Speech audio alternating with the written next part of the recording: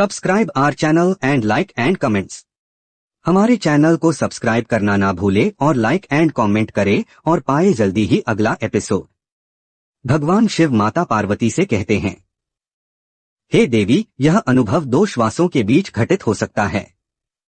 श्वास के भीतर आने के पश्चात और बाहर लौटने के ठीक पूर्व श्रेयस है, कल्याण है। आरंभ की 9 विधियां श्वासक्रिया से संबंधित हैं। इसलिए पहले हम श्वासक्रिया के संबंध में थोड़ा समझ लें और विधियों में प्रवेश करें। हम जन्म से मृत्यु के क्षण तक निरंतर श्वास लेते रहते हैं। इन 2 बिंदुओं के बीच सब कुछ बदल जाता है। सब चीजें बदल जाती हैं। कुछ भी स्थायी नहीं रहता। लेकिन जन्म और मृत्यु के बीच श्वासक्रिया बनी रहती है। बच्चा जवान होगा, जवान बूढ़ा होगा। वह बीमार होगा। उसका स्वरूप और स्वभाव बदलेगा। सब कुछ बदल जाएगा। वह सुखी होगा, दुखी होगा, पीड़ा में होगा, सब कुछ बदलता रहेगा। लेकिन इन 2 बिंदुओं के बीच आदमी श्वास भर सतत लेता रहेगा। श्वास क्रिया एक सतत प्रवाह है, उसमें रुकावट संभव नहीं है। अगर तुम एक क्षण के लिए भी श्वास लेना भूल जाओ तो तुम समाप्त हो जाओगे। यह कार्य है कि श्वास लेने का जिम्मा तुम्हारा नहीं है। नहीं तो मुश्किल हो जाएगी। कोई भूल जाए श्वास लेना तो फिर कुछ भी नहीं किया जा सकता। इसलिए यथार्थ में तुम श्वास नहीं लेते हो क्योंकि उसमें तुम्हारी जरूरत नहीं है। तुम गहरी नींद में हो और श्वास चलती रहती है। तुम गहरी मूर्छा में हो और श्वास चलती रहती है। श्वास तुम्हारे व्यक्तित्व का एक अचल तत्व है।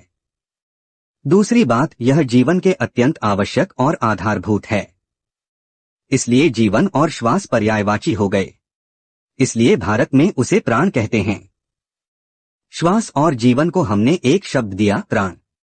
प्राण का अर्थ है जीवन शक्ति, जीवंतता। तुम्हारा जीवन तुम्हारी श्वास है। तीसरी बात, श्वास तुम्हारे और तुम्हारे शरीर के बीच एक सेतु है। सतत श्वास तुम्हें तुम्हारे शरीर से जोड़ रही है, संबंधित कर रही है। और श्वास ने यदि तुम्हारे और तुम्हारे शरीर के बीच सेतु है तो वह तुम्हारे और विश्व के बीच भी सेतु है। तुम्हारा शरीर विश्व का अंग है। शरीर की हर चीज, हर कोशिका, हर कण विश्व का अंग है। यह विश्व के साथ निकटतम संबंध है। और श्वास सेतु है। और यदि यह सेतु टूट जाए तो तुम शरीर में नहीं रह सकते। तुम किसी अज्ञात आयाम में चले जाओगे। इसलिए श्वास तुम्हारे और देशकाल के बीच सेतु हो जाती है। श्वास के 2 बिंदु हैं, 2 छोर हैं। एक छोर है जहां यह शरीर और विश्व को छूती है और दूसरा छोर है जहां यह विश्वातीत को छूती है। और हम श्वास के एक हिस्से से परिचित हैं जब यह विश्व में, शरीर में गति करती है। लेकिन यह सदा ही शरीर से परे भी गति करती है। अगर तुम दूसरे बिंदु को, जो सेतु है, द्वार है, जान जाओ तो तुम एकाएक रूपांतरित होकर एक दूसरे ही आयाम में प्रवेश कर जाओगे। लेकिन याद रखो, शिव जो कहते हैं वह योग नहीं है। यह तंत्र है। योग भी श्वास पर काम करता है। लेकिन योग और तंत्र के काम में बुनियादी भिन्नता है। योग श्वास क्रिया को व्यवस्थित करने की चेष्टा करता है। अगर तुम अपनी श्वास को व्यवस्थित कर दो तो तुम्हारा व्यक्तित्व सुंदर हो जाएगा। इसके रहस्यों को समझो तो तुम्हें नया और दीप्त जीवन मिलेगा। तुम ज्यादा बलशाली, ज्यादा ओजस्वी, ज्यादा जीवंत, ज्यादा ताजगी से भर जाओगे। लेकिन तंत्र का इससे कुछ लेना देना नहीं है। तंत्र श्वास की व्यवस्थितता की चिंता नहीं करता। भीतर की ओर मुड़ने के लिए वह श्वास क्रिया का उपयोग भर करता है। तंत्र में साधक को किसी विशेष ढंग की श्वास का अभ्यास नहीं करना चाहिए। कोई विशेष प्राणायाम नहीं साधना है, प्राण को व्यवस्थित नहीं बनाना है, बस उसके कुछ विशेष बिंदुओं के प्रति बोधपूर्ण होना है। श्वास प्रश्वास के कुछ बिंदु हैं जिन्हें हम नहीं जानते। हम सदा श्वास लेते हैं। श्वास के साथ जन्मते हैं, श्वास के साथ मरते हैं। लेकिन उसके कुछ महत्वपूर्ण बिंदुओं को नहीं जानते। और यह हैरानी की बात है, मनुष्य अंतरिक्ष की गहराइयों में उतर रहा है, खोज रहा है, वह चांद पर पहुंच गया है। लेकिन वह अपने जीवन के इस निकटतम बिंदु को समझ नहीं सका। श्वास के कुछ बिंदु हैं जिसे तुमने कभी देखा नहीं है। वे बिंदु द्वार हैं, तुम्हारे निकटतम द्वार हैं, जिनसे होकर तुम एक दूसरे ही संसार में, एक दूसरे ही अस्तित्व में, एक दूसरे ही चेतना में प्रवेश कर सकते हो। लेकिन वे बिंदु बहुत सूक्ष्म हैं। जो चीज जितनी निकट हो उतनी ही कठिन मालूम पड़ेगी।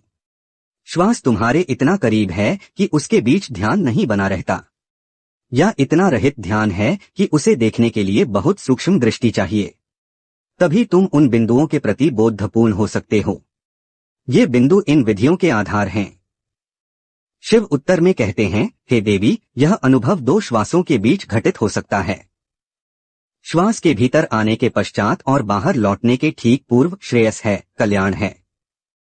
यह विधि है, हे देवी, यह अनुभव 2 श्वासों के बीच घटित हो सकता है। जब श्वास भीतर या नीचे को आती है, उसके बाद फिर श्वास के लौटने के ठीक पहले श्रेयस हैं। इन 2 शब्दों के बीच होते हुए पुश होने से घटना घटती है। जब तुम्हारा श्वास भीतर आए तो उसका निरीक्षण करो। उसके फिर बाहर या ऊपर के लिए मुड़ने के पहले एक क्षण के लिए या क्षण के हजारों भाग के लिए श्वास बंद हो जाती है। श्वास भीतर आती है और वहां एक स्थिति है जहां वह ठहर जाती है। फिर श्वास बाहर जाती है, और जब श्वास बाहर जाती है तो वहां एक स्थिति पर ठहर जाती है, और फिर वह भीतर लौटती है। श्वास के भीतर या बाहर के लिए मुड़ने के पहले एक क्षण है जब तुम श्वास नहीं लेते हो। उसी क्षण में घटना घटने की संभावना है, क्योंकि जब तुम श्वास नहीं लेते हो तो तुम संसार में नहीं होते हो। समझो कि जब तुम श्वास नहीं लेते हो तब तुम मरे हुए होते हो। तुम तो हो लेकिन मरे हुए। लेकिन यह क्षण इतना छोटा है कि तुम उसे कभी देख नहीं पाते। तंत्र के लिए प्रत्येक बहगाशी श्वास मृत्यु है और प्रत्येक श्वास पुनः जन्म में है। भीतर आने वाली श्वास पुनः जन्म में है, बाहर जाने वाली श्वास मृत्यु है। बाहर जाने वाली श्वास मृत्यु का प्रतीक है, भीतर जाने वाली श्वास जीवन का। इसलिए प्रत्येक श्वास के साथ तुम मरते हो और प्रत्येक श्वास के साथ तुम जन्म लेते हो। दोनों के बीच का अंतराल बहुत क्षणिक है, लेकिन पैनी दृष्टि, त्वरित निराकरण और ध्यान से उसे रंभू समझ किया जा सकता है। और यदि तुम उस अंतराल को रंभू कर सको तो लोग कहते हैं कि श्रेयस प्राप्त है। तब और किसी चीज की आवश्यकता नहीं होती। तब तुम आत्मा काम हो गए। तुमने जान लिया, घटना घट गई। श्वास को प्रशिक्षित नहीं करना, वह जैसी है उसे वैसी ही रहने देना। फिर इतनी सरल विधि क्यों? सत्य को जानने की इतनी सरल विधि? सत्य को जानना उसे जानना है जिसका न जन्म है न मृत्यु। तुम बाहर जाती श्वास को जान सकते हो, तुम भीतर जाती श्वास को जान सकते हो, लेकिन तुम दोनों के अंतराल को कभी नहीं जानते। प्रयोग करो और तुम उस अंतराल को पा सकोगे, उसे विश्लेषण पा सकते हो। यह है, तुम्हें या तुम्हारी संरचना में कुछ जोड़ने की आवश्यकता नहीं है। यह है, सब कुछ है, किसी तरह की जोड़तोड़ नहीं है। कैसे प्रयोग करो? पहले भीतर आती श्वास के प्रति सजग बनो, उसे देखो। सब कुछ भूल जाओ और आती श्वास को, उसके यात्रा पथ को देखो। जब श्वास नासापुटों को स्पर्श करे तो उसे महसूस करो। श्वास को गति करने दो और पूर्ण सजगता से उसके साथ यात्रा करो। श्वास के साथ ठीक कदम से कदम मिलाकर नीचे उतरो, न आगे जाओ और न पीछे पड़ो। उसका साथ न छोड़ो, क्रमिक रूप से चलो। स्मरण रहे, न आगे जाना है और न छाया की तरह पीछे छिपना है। समानांतर चलो, युगपथ। श्वास और सजगता को एक हो जाने दो। श्वास नीचे जाती है तो तुम भी नीचे जाओ, और तभी उस अंतराल को पा सकते हो जो 2 श्वासों के बीच है। यह आसान नहीं है। श्वास के साथ भीतर जाओ, श्वास के साथ बाहर आओ। बुद्ध ने इसी विधि का प्रयोग विशेष रूप से किया, इसलिए यह बौद्ध विधि बन गई। बौद्ध शब्दावली में इसे अनापनसत योग कहते हैं, और बुद्ध की आत्मोपलब्धि इस विधि पर आधारित थी। संसार के सभी संत, संसार के सभी दृष्टा किसी न किसी विधि के जरिए मोक्ष पर पहुंचे हैं, और यह सभी विधियां इन 112 विधियों में समाहित हैं। यह पहली विधि बौद्ध विधि है। दुनिया इसे बौद्ध विधि के रूप में जानती है, क्योंकि बुद्ध इसके द्वारा निर्वाण को प्राप्त हुए थे। बुद्ध ने कहा है, अपनी श्वास प्रश्वास के प्रति सजग रहो। भीतर जाती बाहर आती श्वास के प्रति होशियार बनो। बुद्ध अंतराल की चिंता नहीं करते, क्योंकि उसकी आवश्यकता नहीं है। बुद्ध ने सोचा और समझा कि अगर तुम अंतराल की 2 श्वासों के बीच के विराम की चिंता करने लगोगे तो तुम्हारी सजगता खंडित होगी। इसलिए उन्होंने सिखाया कि रखो, जब श्वास भीतर आए तो तुम भी उसके साथ भीतर जाओ और जब श्वास बाहर आए तो तुम उसके साथ बाहर आओ। विधि के दूसरे हिस्से के बारे में बुद्ध कुछ नहीं कहते। इसका कारण यह है कि बुद्ध बहुत साधारण लोगों से भी बोल रहे थे। वे उनसे अंतराल की बात करते तो उसमें से लोगों में अंतराल को पाने की एक सटीक इच्छा उभर जाती, और यह अंतराल को पाने की इच्छा शरीर में बढ़ जाती। क्योंकि अगर तुम अंतराल को पाना चाहते हो तो तुम आगे बढ़ जाओगे, श्वास भीतर आती रहेगी और तुम उसके आगे नहीं बढ़ सकोगे, क्योंकि तुम्हारी दृष्टि अंतराल पर है जो भविष्य में है। बुद्ध कभी इसकी चर्चा नहीं करते, इसलिए बुद्ध की विधि सरल है। लेकिन दूसरे हिस्से पर हमें खुद ध्यान देना आता है। अगर तुम श्वास के प्रति सजगता का, ध्यान का अभ्यास करते रहोगे तो एक दिन तुम अंतराल को पा सकोगे। क्योंकि जैसे जैसे तुम्हारा ध्यान तीव्र, गहरा और स्पष्ट होगा, जैसे जैसे तुम्हारा ध्यान अधिक स्पष्ट आकार लेगा, जब समस्त संसार भर जाएगा, बस श्वास का आना जाना एकमात्र ध्यान रह जाएगा, तब अचानक तुम उस अंतराल को अनुभव करोगे जिसमें श्वास नहीं है। अगर तुम सूक्ष्मता से श्वास प्रश्वास के साथ यात्रा कर रहे हो तो उस स्थिति के प्रति खुद को ध्यान में रख सकते हो जहां श्वास नहीं है। वह क्षण आ जाएगा जब तुम महसूस करोगे कि श्वास नहीं जाती न आती है, श्वास स्थिर हो गई है, और उसी स्थिरता में श्रेयस का मार्ग है। यह एक विधि लाखों करोड़ों लोगों के लिए प्रमाणित है।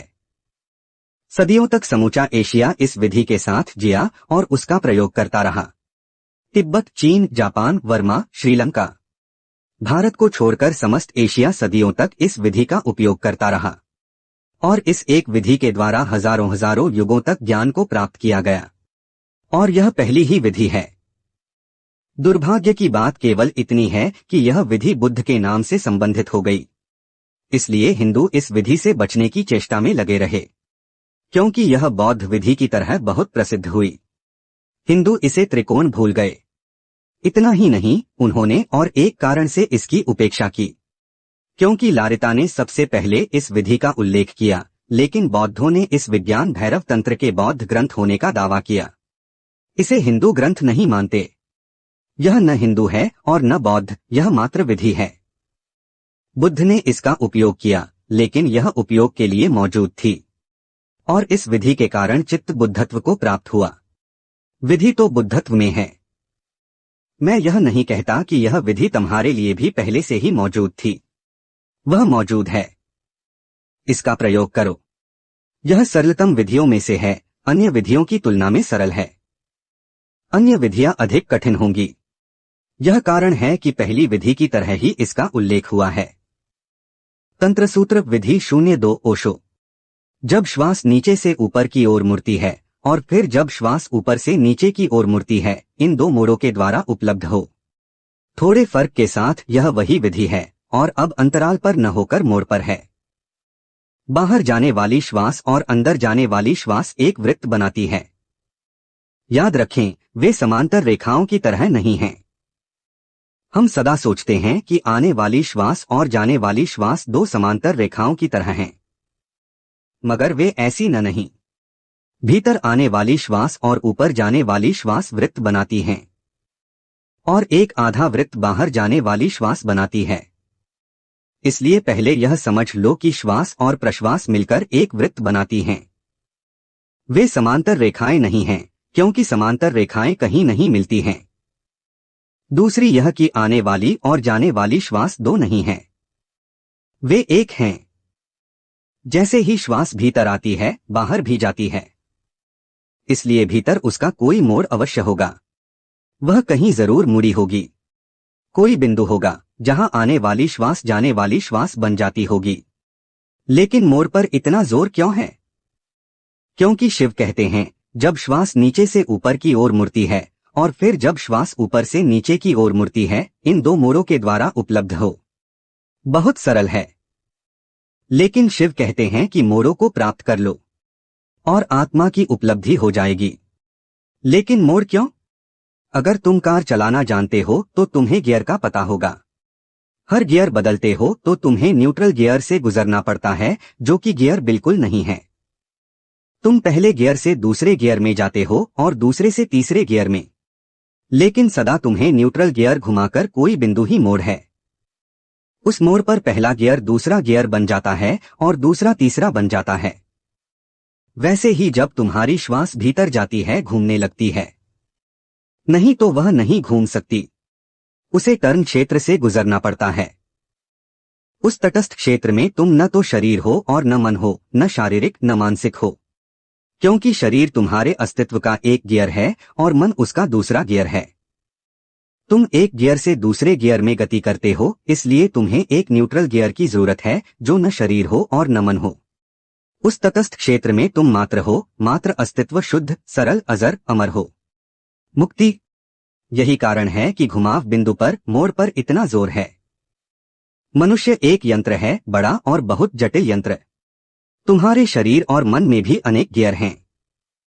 तुम्हें उस महान यंत्र की एक एक महान यंत्र रचना का बोध नहीं है, लेकिन तुम्हें उसका कोई कोई आभास है कि तुम्हें उसका कोई कोई अनुभव है। अनजाने कुछ पागल हो जाओगे। शरीर ऐसा यंत्र है कि वैज्ञानिक कहते हैं यदि हम पूरे शरीर के अणुओं को जोड़ सकें तो उसे एक जोड़ी पूरी की पूरी नई जमीन और उसकी पूरी दुनिया इतनी भारी होगी कि उससे 100 कर्मशील भूमि प्रभावित होगी। शरीर एक विशाल यांत्रिक रचना है, विशालतम। उसमें लाखों लाखों कोशिकाएं हैं और प्रत्येक कोशिका जीवित है। तुम 7 करोड़ कोशिकाओं के एक विशाल नगर में हो। तुम्हारे ही तरह 7 करोड़ नागरिक बसते हैं और सारा नगर बहुत शांति और व्यवस्था से चल रहा है। प्रत्येक यंत्र रचना काम कर रही है और वह बहुत जटिल है। कई स्थलों पर इन विधियों का तुम्हारे शरीर और मन की एक यंत्र रचना के साथ वास्ता पड़ेगा, लेकिन याद रखो कि सदा ही जोर उन बिंदुओं पर रहेगा जहां तुम अयंत्रक यंत्र रचना में नहीं रह जाते। जब फ्लक्चुएट यंत्र रचना में रह रहे हो तो ही क्षण है जब तुम गियर बदलते हो। उदाहरण के लिए, रात जब तुम नींद से उतरते हो तो तुम्हें गियर बदलना पड़ता है।